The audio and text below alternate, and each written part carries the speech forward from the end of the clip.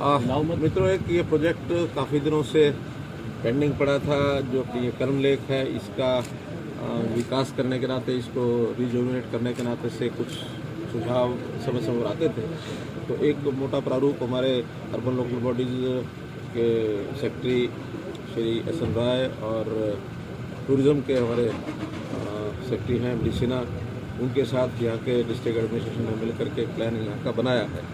और उस प्लान में उसी का आज एक प्रकार से डेमोन्स्ट्रेशन था और सारे उसका एक अच्छा मुझे लगता है टूरिज़्म के नाते से ये लेक का स्वरूप निकलेगा। लगभग 7 करोड़ रुपए का खर्च ये बताया गया है। तो इसमें जो भी टूरिस्ट इस नाते से, चाहे करनाल के हों, करनाल से बाहर के हों, हाईवे के लोग हों, उनके लिए अट्रैक्शन कुछ बने, उसके कुछ प्रपोजल बनाए हैं। एक साइकिल ट्रैक बनेगा, एक 2 फाउंटेन अंदर लगने की बात है, पानी लगातार इसमें बना रहे, चाहे जेलन से ये जो हमारी WJC नहर से, क्योंकि इसमें पानी चलता नहीं है, और जो बाकी समय रहेगा तो ऑगमेंटेशन कैनाल से भी इसमें पानी जो है लगातार सप्लाई होता रहे। और यहाँ टूरिस्ट जो आते हैं उनके लिए सब प्रकार के रिफ्रेशमेंट के, सब प्रकार के कुछ दुकानों का भी एक प्रपोजल है, ताकि लोग मार्केटिंग अपनी कर सकें। और इसको किस प्रकार से, ये जो साइड में अपना कौन सा रेस्टोरेंट है टूरिज्म का, ओएसिस के साथ इसको नहर के ऊपर कोई व्यवस्था बना करके उसका जोड़ा जाए। और इसी प्रकार हाईवे के दूसरी साइड में भी टूरिज्म की 4.5 एकड़ ज़मीन है, वहाँ भी कोई एक लोगों के आते जाते ठहरते समय कोई एक स्थान विकसित किया जाए, ताकि हाईवे की दूसरी साइड सारे दिल्ली से चंडीगढ़ जाते समय भी लोगों को कोई ना कोई सुविधा मिले। इस प्रकार का एक कंपोजिट प्रोग्राम, एक प्रोजेक्ट ये बनाने का विषय आया है। और मैं समझता हूँ एक अच्छा प्रोजेक्ट 1 साल के अंदर खड़ा हो जाए। सर, पेट्रोल डीजल के दाम लगातार बढ़ रहे हैं और आम जनता आप लोगों से उम्मीद कर रही है, यानी कि सरकार से उम्मीद कर रही है, किस तरीके से देखा जाए? देखिए, क्योंकि ये कोई अपने देश के अंदर तो पेट्रोल डीजल होता नहीं है, आखिर ये सारी चीज़ें अधिकांश इसमें से इंपोर्ट होता है। और इंपोर्ट होने के बाद उसके ऊपर कुछ ड्यूटीज़ भी होती हैं सेंट्रल गवर्नमेंट की, उन सब ड्यूटीज़ को मिला करके, और मार्केट के हवाले ये सारी चीज़ें हैं। डेली अप डाउन होता है, कभी महंगा भी होता है, कभी सस्ता भी होता है। चूँकि आज से 4 साल 5 साल में ये 70-80 रुपये से लेकर के, और कभी डाउन भी गया था, और अब ये 80-90 रुपये के आसपास पहुँच गया है। तो ये 10-15% का एक पिछले 4-5 साल के अंदर ही उछाल आया कुल मिलाकर। अब ये देखा जाए तो ओवरऑल कोई बहुत ज़्यादा नहीं है, फिर भी हर जो पैसा जेब से किसी से निकलता है, आखिर हमारी भी इच्छा होती है कि ना निकले, कम रहे, तो उसके ऊपर नज़र तो रहती है सरकारों की। फिर भी सरकार का जो रेवेन्यू होता है, वो रेवेन्यू अगर किसी भी चीज़ में लिया जाता है, वो जनता के हित में ही आता है काम। अगर इसमें से मानो रेवेन्यू कल को वैट अथवा एक्साइज ड्यूटी कम की जाती है, थोड़ा सस्ता होता है, तो वो पैसा जनता के जो काम आने वाला है वो काम नहीं आएगा। तो ये सारी चीज़ें संतुलन बैठाने के लिए केंद्र सरकार हमेशा इसके ऊपर नज़र रखती है। और ये जो कि केंद्रीय नीति से ही सारा चलता है। स्टेट्स का जहाँ तक विषय है, हमारा वैट बाकी स्टेट से काफ़ी कम है। हमारा वैट इतना ज़्यादा नहीं है कि हम इसको और कम करेंगे। तो बाकी जगह पर जैसे रेट होता है, संतुलन बैठा करके उनके कंपटीशन में ही रखना पड़ता है। उसमें से स्टेट को भी एक जो रेवेन्यू आता है, उस रेवेन्यू से जनता का ही काम है। उसके कारण काफी विवाद चल रहा है, लगातार बयानबाजी हो रही है। 22 SDO हरियाणा के हैं, बाकी जिलों के हैं, राज्यों के। देखिए, जो लोग इस प्रकार की बातें कर रहे हैं, उनका असली चेहरा ये सामने आया है इस विषय में से। तो क्यों कह रहा हूँ असली चेहरा सामने आया है कि ये जो कहते हैं कि हाँ इतने कम लोग आए, इन्होंने हिसाब ही नहीं लगाया है। कुल मिला करके 200 लोगों में से और 128-30 लोग वो हरियाणा के हैं। अभी अलग बात है कि अलग अलग कैटेगरीज में से हैं।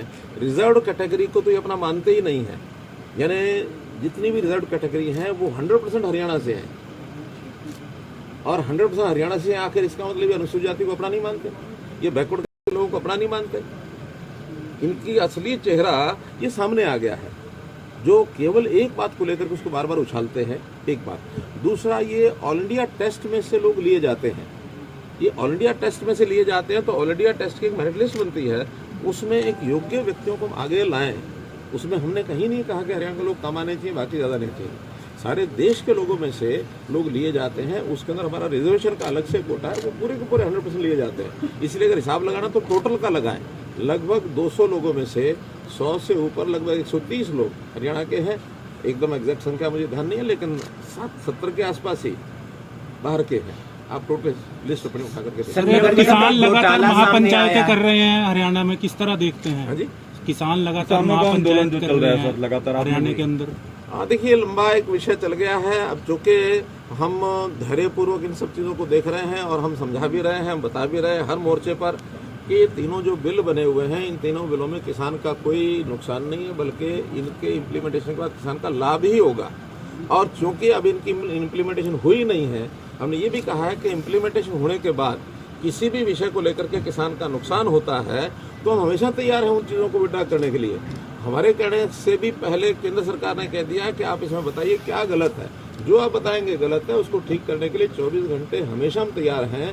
लेकिन एक पॉलिटिकल एंगल को लेकर के, एक पॉलिटिकल सपोर्ट को लेकर के, जिस प्रकार से एक यानी भारतीय जनता पार्टी और इसके साथ जुड़े सब लोग एक तरफ और बाकी सब लोग एक तरफ, ऐसे लोग जिनको तीनों कानूनों को पढ़ा नहीं है, जिनको पता नहीं है क्या लिखा हुआ है, वो भी विरोध के अंदर शामिल होते हैं। तो इसका मतलब ये कि किसान का विषय नहीं है ये विषय। किसान नेता भी जो पॉलिटिकल एंगल से जुड़े हुए हैं वो इसको देखते हैं, इस प्रकार से देखते हैं। आखिर नहीं तो अन्यथा क्या कारण है? लोकतंत्र है, लोकतंत्र में हर किसी को अपनी बात कहने का अधिकार होता है। कौन सा ये लॉजिक इनके पास है कि हाँ इस पार्टी के लोग वो नहीं आएंगे, बाकी पार्टी को लोग आते रहेंगे? इसका मतलब है कि लोकतंत्र पर भी एक बड़ा प्रश्न चिन्ह इन लोगों ने खड़ा किया है। लोकतंत्र को चैलेंज दिया है कि किसी भी कारण से न तो किसान हित में है, न जनता के हित में है, न किसी पार्टी के हित में है।